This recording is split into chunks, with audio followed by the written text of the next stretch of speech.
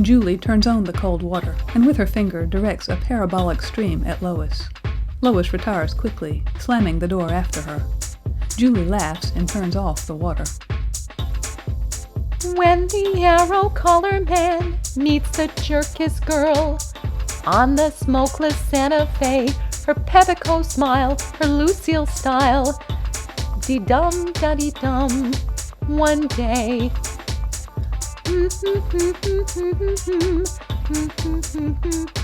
She changes to a whistle and leans forward to turn on the taps, but is startled by 3 loud banging noises in the pipes.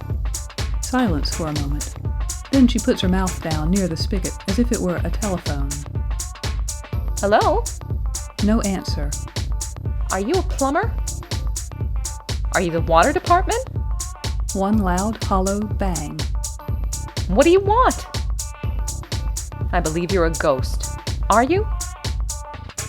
Well then, stop banging. She reaches out and turns on the warm tap. No water flows.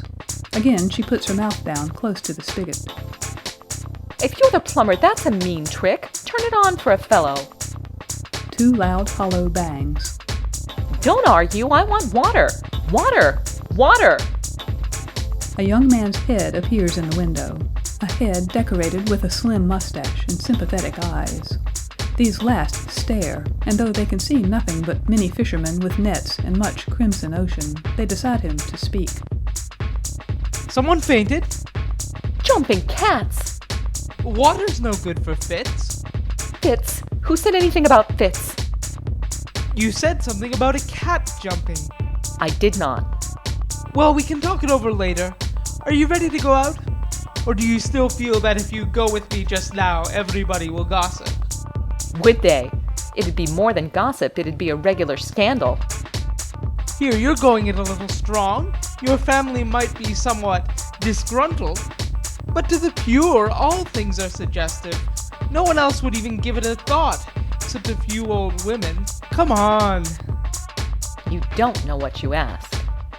Do you imagine we'd have a crowd following us? A crowd? There'd be a special all-steel buffet train leaving New York hourly. Say, are you house cleaning? Why?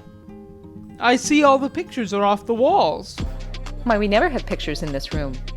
Odd, I never heard of a room without pictures or tapestry or paneling or something. There's not even any furniture in here. What a strange house. It depends on the angle you see it from. It's so nice talking to you like this, when you're merely a voice. I'm rather glad I can't see you. So am I. What color are you wearing? Why? After a critical survey of her shoulders. I guess it's a sort of pinkish white. Is it becoming to you? Very. It's old. I've had it for a long while. I thought you hated old clothes. I do, but this was a birthday present and I sort of have to wear it. Pinkish white. Well, I'll bet it's divine. Is it in style? Quite. It's very simple, standard model. What a voice you have! How it echoes! Sometimes I shut my eyes and seem to see you in a far desert island calling for me. And I plunge toward you through the surf, hearing you call as you stand there, water stretching on both sides of you. The soap slips from the side of the tub and splashes in. The young man blinks. What was that? Did I dream it? Yes. You're very poetic, aren't you? No, I do prose.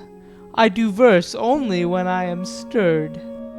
Stirred by a spoon. I have always loved poetry. I can remember to this day the first poem I ever learned by heart. It was Evangeline. That's a fib. Did I say Evangeline? I meant the skeleton in armor. I'm a lowbrow, but I can remember my first poem. It had one verse. Parker and Davis sitting on a fence, trying to make $1 out of 15 cents. Are you growing fond of literature? If it's not too ancient or complicated or depressing. Same way with people. I usually like them not too ancient or complicated or depressing. Of course, I've read enormously. You told me last night that you were very fond of Walter Scott. Scott? Let's see. Yes, I've read Ivanhoe and The Last of the Mohicans. That's by Cooper. Ivanhoe is? You're crazy. I guess I know. I read it. The Last of the Mohicans is by Cooper. What do I care? I like O. Henry. I don't see how he ever wrote those stories. Most of them he wrote in prison. The Ballad of Reading Jail he made up in prison. Literature, literature. How much it has meant to me. Well, as Gabby Desley said to Mr. Bergson, with my looks and your brains, there's nothing we couldn't do. You certainly are hard to keep up with. One day you're awfully pleasant, and the next you're in a mood. If I didn't understand your temperament so well... Oh, you're one of these amateur character readers, are you? Size people up in 5 minutes and then look wise whenever they're mentioned. I hate that sort of thing. I don't boast of sizing you up. You're most mysterious, I'll admit. There's only 2 mysterious people in history.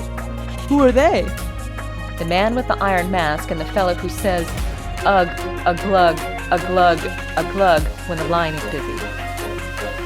You are mysterious. I love you. You're beautiful, intelligent, and virtuous, and that's the rarest known combination. You're a historian. Tell me if there are any bathtubs in history. I think they've been frightfully neglected. Bathtubs. Let's see. Well, Agamemnon was stabbed in his bathtub, and Charlotte Corday stabbed Marat in his bathtub. Way back there. Nothing new besides the sun, is there? Why, only yesterday I picked up a musical comedy score that must have been at least 20 years old, and there on the cover it said, The Shimmies of Normandy, but shimmy was spelt the old way, with a C. I loathe those modern dances. Oh, Lois, I wish I could see you. Come to the window. There is a loud bang in the water pipe, and suddenly the flow starts from the open taps. Julie turns them off quickly. What on earth was that? I heard something too. Sounded like running water. Didn't it? Strange like it. As a matter of fact, I was filling the goldfish bowl. What was that banging noise? One of the fish snapping his golden jaws. Lois, I love you. I am not a mundane man, but I am a forger. Oh, how fascinating. A forger ahead. Lois, I want you. Huh. What you really want is for the world to come to attention and stand there till you give rest.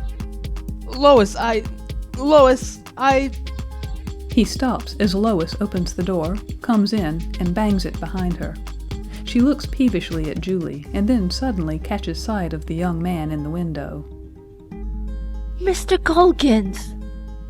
Why, I thought you said you were wearing pinkish white. After one despairing stare, Lois shrieks, throws up her hands in surrender, and sinks to the floor. Good Lord, she's fainted. I'll be right in. Julie's eyes light on the towel which has slipped from Lois's inert hand. In that case, I'll be right out. She puts her hands on the side of the tub to lift herself out, and a murmur, half gasp, half sigh, ripples from the audience. A Belasco midnight comes quickly down and blots out the stage. Curtain. End of Porcelain in Pink by F. Scott Fitzgerald.